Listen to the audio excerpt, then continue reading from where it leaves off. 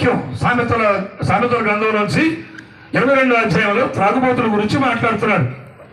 నన్ను ఎందుకో చాలా భారం పెడుతున్నాడు. నువ్వు మాట్లాడాలి దేవుడు. సరే కూర్చొని నాతో మాట్లాడి మైకి తెచ్చుకున్నాను. ఇల్లుకి వెళ్ళాను. బ్రదర్, నా దగ్గర 50 ఉన్నాయి, డబ్బులు లేవు.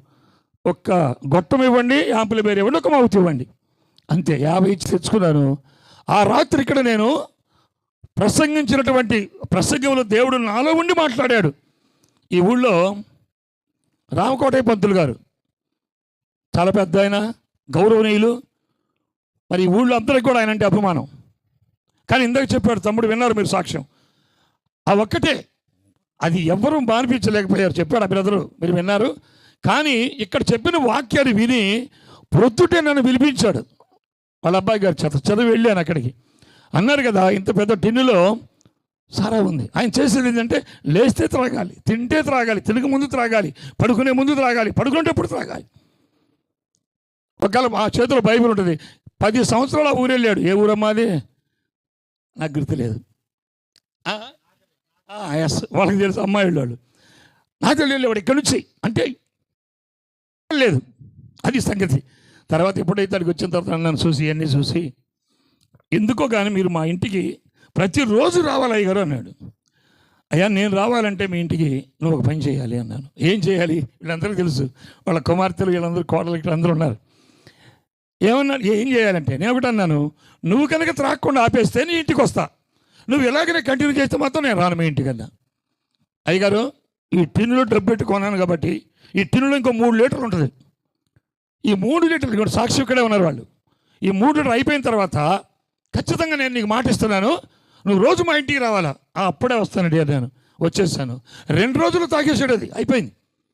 వెంటనే తల స్నానం చేసేసుకుని బట్టలు కట్టుకుని మిమ్మల్ని అందరినీ ఇసుకిస్తున్నానేమో, దయచేసి నేను తర్వాత భోజనం చేస్తే కుదరదనే చెప్పమంటే నేను చెబుతున్నాను. నేను ఆపేద్దామని. భోజనం అయిన తర్వాత మళ్ళీ దొరకరు మనోళ్ళు అంటున్నారు, ఇంక వెళ్ళిపోతారు అని అందరూ అంటే ఉపయోగం ఏముంది?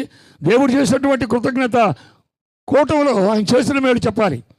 తర్వాత పిల్లరా, దేవుని మహాకృపను బట్టి ఆయన దగ్గరికి వెళ్ళినప్పుడు ఆయన చూశారు నన్ను. నేను ఆయన చూస్తే ఆశ్చర్యపోయాను. ఏమి లేదు, ఇక మొత్తం తీసి అవతల పడేసి వైట్ అండ్ వైట్ పంచి కట్టుకొని, ఆయన టీచర్ గారు లేండి, రిటైర్డ్ టీచర్ గారు, కూర్చున్నాడు. నేనంటే ఎంత ప్రాణం అంటే ప్రియులారా, నేను పాస్టర్ గారు ఈయన వదిలిపెట్టేసి, చిన్నోడు వదిలిపెట్టేసి ప్రతిపాడు వెళ్ళి వచ్చేటప్పటికి ఇక్కడే ఉన్నారు అందరూ సాక్ష్యం. లాస్ట్ బస్ వరకు అక్కడే కూర్చునేవాడు వరండాలో. లాస్ట్ బస్ వరకు. నేను లాస్ట్ బస్కి వస్తానని తెలుసు ఆయనకి. రాగటమే ఆలస్యం. వెంటనే అంటాడు, ఆయన ఒకటే మాట అంటాడు, అమ్మా పాస్టర్ గారు వచ్చారనగానే, ప్రియమైన వాళ్ళరా, ఆ కుటుంబం కూడా ఎలాంటి కుటుంబం అంటే అర్ధరాత్రి అయినా అప్పటికప్పుడే వేడి నీళ్ళు కాగబెట్టి భోజనం తయారు చేసి, నాకేమో సిగ్గనిపించేది. ఎందుకంటే గొప్పవాళ్ళు, ఉన్నతమైన వాళ్ళు. నేనున్న స్థితి చాలా ఘోరమైన స్థితిలో ఉన్నాను. నేను అక్కడే తినటం, అక్కడే పడుకోవడం, అక్కడే అన్నీ అక్కడే జరిగాయి. తర్వాత ప్రియులారా, ఆ విధంగా ఆ కుటుంబంలో 12 మంది బాప్తిసం పొందారు. దేవుని స్తోత్రం చెప్పండి గట్టిగా అందరూ. 12 మంది. ఇందాక ఇక్కడికి వచ్చినప్పుడు పిల్లలు వాళ్ళు కూడా మంచి ఉద్యోగాల్లో ఉన్నారు. ఇప్పుడు రాంకోటయ్య అని పాత పేరు అయింది. నేను పెట్టిన పేరు ఆనందరావు గారు. ఆనందరెడ్డి గారు యొక్క మనవళ్ళు ఒక ఇద్దరేమో అమెరికానే, దుబాయ్. ఎస్, ఇవన్నీ నాకు ఎలా గుర్తుంటాయిలేండి, అందుకే చెప్తున్నా. మీరు ఉంటమే నాకు మంచిది కదా. మరి దుబాయ్లో ఉన్నారు, దుబాయ్లో జాబ్ చేస్తున్నారు. ఇప్పుడు ఇక్కడికి వచ్చిన బాబు, ఇంకో బాబు నరసరావుపేటలో ఈయనేమో టీచరు, ఆయనేమో గవర్నమెంటు ఎంప్లాయీ. దేవుని స్తోత్రం చెప్పండి. ఆనాటి నుండి ఈనాటి వరకు సేవా పరిచర్యకు స్తంభాలుగా నిలబడింది ఆ కుటుంబమే. స్తోత్రం చెప్ప గట్టిగా. నేను ఎంతైనా చెప్పగలను వాళ్ళ గురించి. దేవుడు కూడా కుటుంబం లాంటి కార్యాలు చేశాడండి. వాళ్ళు ఎంతైతే యథార్థంగా ఉన్నారో, ఎంతైతే సేవకుడిని ప్రేమించారో, దేవుణ్ణి ఎంతైతే ఆహ్వానించి ప్రేమించారో, ఆ కుటుంబంలో కూడా అద్భుతమైనటువంటి కార్యాలు అవి చెప్పే కార్యాలు కదా. ఇక్కడే ఉన్నారు వాళ్ళు. 2-3 రోజులంట పాలివ్వకుండా గేదె పాలివ్వకుండా అలా ఉండిపోతూ ఉంది, పాలివ్వడం లేదు. నేను ఇక్కడ మోకాళ్ళు వేసి ప్రార్థన చేసుకుంటా ఉన్నాను. అప్పుడు ఇది కాదులేండి, ఇది కూడా లేదు, పాక కూడా లేదు నాకు. అది అక్కడ ఒక అద్దిల్లు, అక్కడ మోకాళ్ళు వేసి ప్రార్థన చేస్తుంటే వెంటనే మా సహోదరులు వాళ్ళందరూ కలిసి కబురు పెట్టారు నన్ను ఒక బాబు నుంచి. ఇది 3 రోజుల నుంచి పాలు ఇవ్వడం లేదు. కారణం ఏంటో మాకు అర్థం కావట్లేదు. పోయి నువ్వు అన్నయ్యని పిలిచిరామంటే వచ్చారు. నేను వెళ్ళాను. అప్పుడు నాకు మంచి వాహనం ఉండేది. మీకు ఎవరికి అంత వాహనాలు ఉండవులేండి. ఇప్పుడు ఉండొచ్చు, లేవు మీ దగ్గరగా. సైకిల్ దాన్ని ప్రతిభ నుంచి తెచ్చుకున్నానండి. అది వేసుకొని ఆ సైకిల్ తొక్కుంటూ వెళ్ళేటప్పటికి నేను వాళ్ళ ఇంటికి సమర్పిస్తున్నాను. వెంటనే వీళ్ళందరూ నవ్వుతున్నారు. నాకేం అర్థం కాలేదు. అక్కడికి వెళ్ళి అడిగాను, ఏంటమ్మా మరి పిలిపించారంటే, లేదన్నయ్య ఖచ్చితంగా ఇంకొక మనిషిలో ఉండి ఒక మాట చెప్పిందంట. పాస్టర్ గారు వస్తున్నారు, నేను వెళ్ళిపోతున్నాను. ఇంతవరకు 2-3 రోజులు తాగింది పాలు నేను వెళ్ళిపోతున్నాను, పాలు తీసుకోమందంట. చప్పట్లు కొట్టండి గట్టిగా. ఎదురుగానే ఉన్నారు సాక్షులు ఇక్కడే, ఆ కుటుంబ సభ్యులు. ఛాలెంజ్కరమైన సాక్ష్యం దేవుడు చేసినటువంటి అద్భుతాలు. నాకు ఆశ్చర్యం, ఇది ఏందమ్మంటే వెళ్ళిపోయిందని అదిగో పాలు. వాళ్ళు పాలు తీసి నాకు టీ పెట్టించారు. స్తోత్రం. ఆ విధంగా పరిచర్య ప్రారంభించి వస్తూ ఉన్నప్పుడు, పిల్లరా నేను పరిచర్యకి వెళ్తాం కూడా నా దగ్గర డబ్బులు ఉండేవి కావు. నిజంగా నా తండ్రి కంటే ఎక్కువ నన్ను ప్రేమించాడు.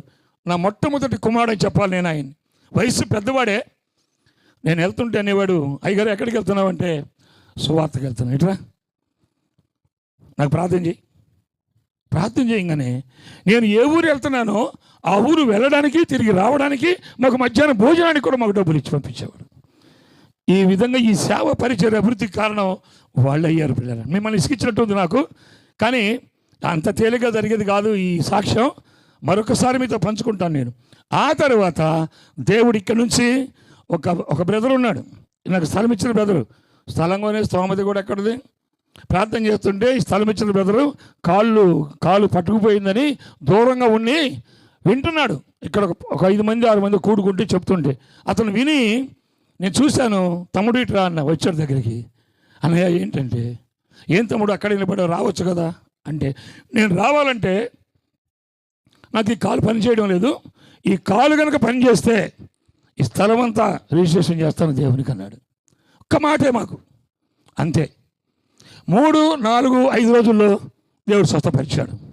వెంటనే తమ్ముడు వచ్చి ఈ స్థలం ఇచ్చాడు నాకు. సంఘము నిజంగా ఎంత ప్రయాసపడ్డారంటే ఒక్కటి మర్చిపోను నేను. ప్రతిరోజు జ్ఞాపకం చేసుకుంటాను దేవుని దగ్గర. మా చెన్నారెడ్డి గారు వాళ్ళు రైతులు కాబట్టి వాళ్ళ దగ్గర ఎద్దుల బండి ఉండేది. ఆ బండి వేసుకొని సుబ్బయ్యపాలెం దాటిన తర్వాత రోడ్డు మట్టి లబ్బర్ సోలు ఉండేవి. అవన్నీ లబ్బర్ సోలు కొడుతూ ఉంటే, అయ్యగారు అమ్మగారు మీరు ప్రార్థన చేయమని మేము ప్రార్థన చేస్తుంటే వాళ్ళు అవన్నీ కొట్టి, చూడండి వాళ్ళ స్థితి ఏంటి, మన స్థితి ఏంటి, నా స్థితి ఏంటి, మీరు కాదులేండి సారీ నా స్థితి. కానీ అద్భుతం ఏంటంటే మమ్మల్ని కష్టపడినిచ్చేవాళ్ళు కాదు. మొట్టమొదటి బిడ్డలు, మొట్టమొదటి కుటుంబం అది. ఈనాడు ప్రియమైన వాళ్ళరా, ఏది జరగాలన్నా ఏది చేయాలన్నా దేవుని మహాకృపను బట్టి ఆ కుటుంబం అంతా, వాళ్ళు కుమారులు మనవళ్ళు వాళ్ళందరూ కూడా నిలబడి ఈ విధంగా పరిచయం ముందు కొనసాగిస్తున్నారు. దేవుని స్తోత్రం చెబుతాం. ఆ తర్వాత ఇక్కడ నుంచి ఈ స్థలం ఇచ్చిన బెదరు విఠలరాజపల్లిలో ఉండి అతను పిలిచాడు. ఏమనంటే, మా అబ్బాయికి పుట్టినరోజు జరుపుకున్న పేరు పెట్టాలి రండి అని. నామకరణం కోసం వెళ్ళాను. అక్కడికి వెళ్ళి ఆ రోజు ఇట్లా రోడ్డు మీద కూటం పెట్టాం. ఆ చివరి ఒక భార్యాభర్త ఉన్నారు. నేను మాట్లాడుతున్నాను వాక్యం, వారు వింటున్నారు. కానీ వారికి ఏదో సమస్య ఉందని దేవుడు నాకు ఇక్కడ ఆత్మ తెలియజేస్తూ ఉంది. వాక్యం అయిపోగానే వాళ్ళిద్దరు దగ్గరికి వచ్చారు. వీళ్ళందరూ భోజనం చేయంటున్నారు. మీరు వెళ్ళి భోజనం చేయండి, నాకు పని ఉందన్న. అట్లాగే వచ్చారు వాళ్ళు. ఒకసారి మా ఇంట్లోకి రండి గారు అన్నారు. వెళ్ళాం. 4 ముళ్ళు వేసిన ఇల్లు. ఇట్లా లోపలికి వెళ్ళి, ఏంటయ్యా అన్న.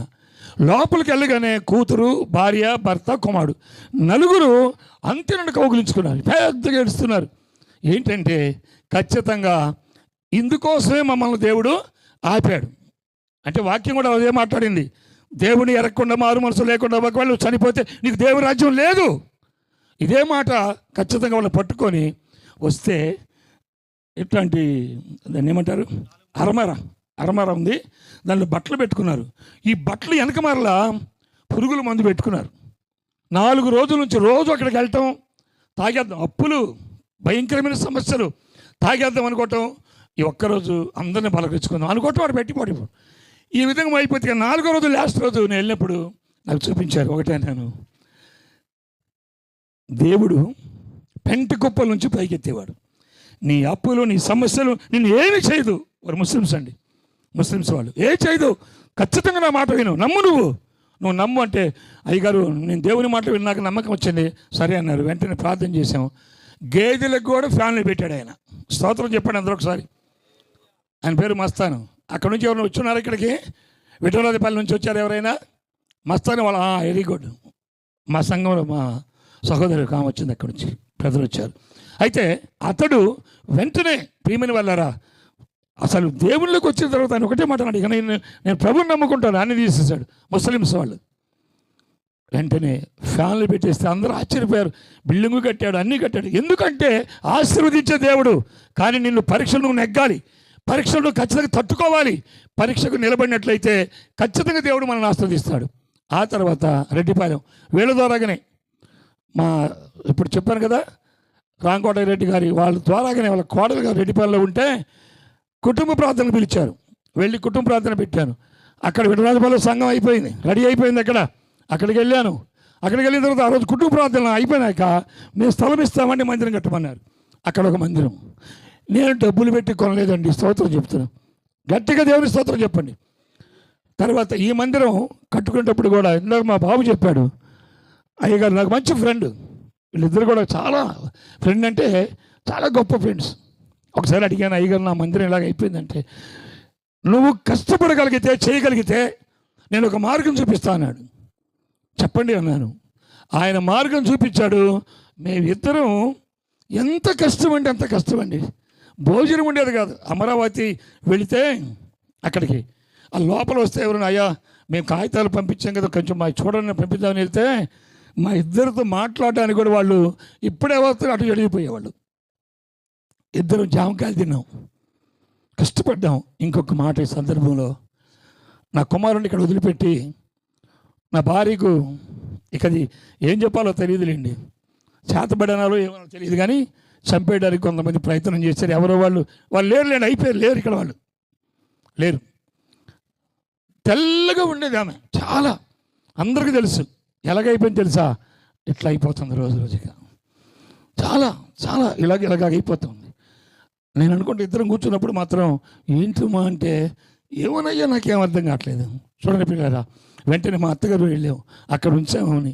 మా పరిస్థితి ఎలా ఉందంటే, అక్కడ ఆమె, నేను అక్కడ నుంచి రావడం 1-2 రోజులు ఉండి వెళ్ళిపోవడం.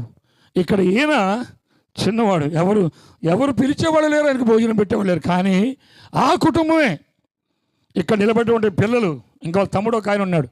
ఈ ముగ్గురు ఇద్దరు పిల్లలతో కలిసి ఆడుకునేటప్పుడు వాళ్ళు ప్రేమతో ఆహ్వానించే కుటుంబంలో ఆ బిడ్డను జాగ్రత్తగా చూసుకున్నారు. ఈనాడు ఈ స్థితికి రావడానికి ఖచ్చితంగా మొదట దేవుడు, రెండోది సంఘం. స్తోత్రం చెప్పండి గట్టిగా. సంఘం సహకరించకపోతే ఎప్పుడు కూడా దేవుని పరిచర్య అంత గొప్పగా సాగదు. పిల్లలు ఈ సత్యం తెలుసుకోండి. మీరు ఈ దినాల్లో ఏం చేస్తే ఎక్కడ మాటలు అక్కడే, ఎక్కడ ప్రవర్తనలు అక్కడ చేస్తున్నారు. వాళ్ళు ఇష్టానుసారంగా చేసేసుకుంటున్నారు, కానీ దేవుని మీద నేరం వేస్తున్నారు. దయచేసి ఆ పని ఎవరు చేయొద్దండి. ఇంకా నేను చెప్పాలంటే రేపు మళ్ళీ ఈ టైం పట్టుద్ది. ఆ తర్వాతనే ఈ విధంగా దేవుడు పరిచయం ప్రారంభిస్తున్నాడు. 3 సార్లు నన్ను మరణం నుంచి విడిపించాడు. నా భార్యను ఒకసారి విడిపించాడు. స్తోత్రం చెప్పండి గట్టిగా. ఆమెను ఒకసారి విడిపించాడు మరణం నుండి, మరణ పడక నుండి. ఈ ఊళ్ళో వాళ్ళు వచ్చారు మమ్మల్ని చూడటానికి, అక్కడికి దామరచర్లు వచ్చారు, ఏడ్చుకుంటూ వచ్చారు. పిల్లరా, ఈరోజు నేను మొన్న చిక్కైనప్పుడు అది మూడోసారి కూడా బ్రతికించాడు. నేను అడిగాను, ఏంటి ప్రభు అంటే, దేవుని ఆత్మ నాతో ప్రేరేపిస్తుందంటే, నువ్వు చేయాల్సిన పని ఇంకా ఉంది. స్తోత్రం చెప్పు గట్టిగా. ఆ విధంగా ఈ పరిచయం కొనసాగించామండి.